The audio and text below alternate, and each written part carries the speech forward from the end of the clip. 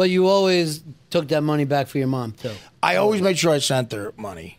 Yeah. And that comes from a promise that you made. Right, yeah. My father laid that boulder of guilt on me right before he died. Like, take care of your mother and sister. I'm like, really, is that all you got for me right now? Yeah. You're about to check out, and you're not even leaving me a piece of sheetrock. That's what you have? Yeah. That's what you came to terms with, that you're going to fucking... all these guys.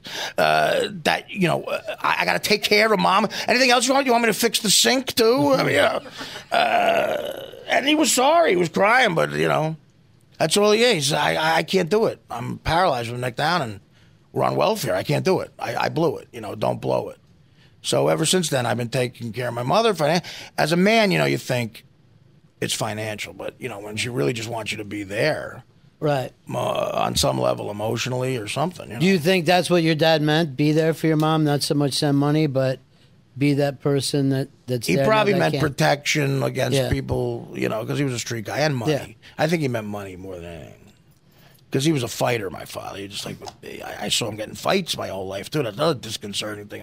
I can just fight a guy at the drop of a hat, you know, because he threw a snowball at his car or some shit. He was very Newark, my father. Yeah, right. Very, very Newark. But the most street smart guy I remember.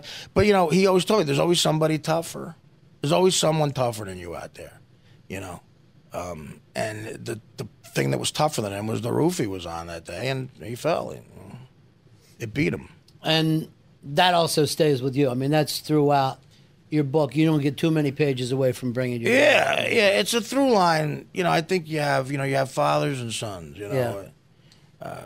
And every rich, poor, whatever. You got Bush getting Saddam Hussein to satisfy his father on some level, probably. You know, it's the reason wars are fought. You want to impress your old man. Like, that's what I always felt. You know, and I'm still doing it. He would love this career I'm in. He's the one who told me about Howard Stern. Summer of 1982, he comes home from working in the van. He goes, "You're working with me tomorrow. You got to hear this guy." And we listened to Howard the whole day, and I was hooked on it. And, you know, eventually I got on the fucking show long after he was gone. But if he ever lived to see that, he would be ecstatic, you know. But that day, I know everything sounds like I grew up in the 1940s, but I used to hustle pool. Me and my buddies used to hustle 9-ball at the local county colleges in the game room.